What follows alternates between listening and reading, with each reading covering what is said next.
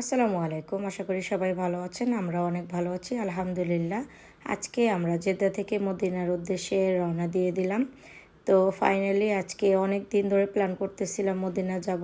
তো আমার যেহেতু ভাগ্নে বাংলাদেশ থেকে আসবে, তা ওর কারণে আমাদের যাওয়া হয়নি। ইচ্ছা ছিল ওকে নিয়ে একেবারে যাব। তো আমার ছোট ভাই এবং আমার ভাগ্নেকে নিয়ে মদিনার উদ্দেশ্যে আমরা রওনা দিয়ে দিলাম। তো এখন বাজে প্রায় বিকেল 3টা। তো আমরা একটু আর্লি রওনা দিয়েছি, যেহেতু জেদ্দা থেকে মদিনা প্রায় 400 কিলোমিটার। আর মাঝপথে যেহেতু বাচ্চা কাচ্চা নিয়ে আমরা একটু আরাম করে যাব, তাই আমাদের হাতে একটু সময় নিয়ে যাব।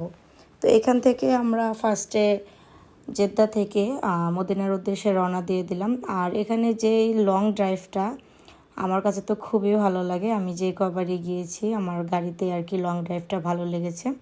তো আর এই মদিনা রোডে যাওয়ার পথে যে বিশাল বিশাল পাহাড়গুলো দেখা যায় এবং রাস্তাটা এত সুন্দর, আমার কাছে খুবই ভালো লাগে। তো আমরা 4জন মিলে গল্প করতে করতে আমরা যাচ্ছিলাম। তারপর আর বাইরের যে সুন্দর ভিউটা এটা এনজয় করতেছিলাম। আর এখন মদিনার আবহাওয়াটা অনেক অনেক সুন্দর, হালকা ঠান্ডা এবং এত মৃদু বাতাস, অনেক ভালো লাগছিল। তো এই নিয়ে সৌদি আরবে 3য়বারের মতো আমার আসা এবং মদিনায় আমি অসংখ্যবার এসেছি।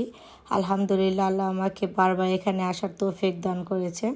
প্রায় 200 কিলোমিটার গাড়ি চালানোর পর আমরা এখানে এই পেট্রোল পাম্পে গাড়িটা থামিয়েছিলাম। তো এখানে যেহেতু মাগরিবের আজান দিয়ে দিবে, তো আমরা এখান থেকে হালকা পাতলা একটু নাস্তা খেয়ে এবং নামাজটা পড়ে তারপরে আর কি বাকি 200 কিলোমিটার মদিনার উদ্দেশ্যে রওনা হব।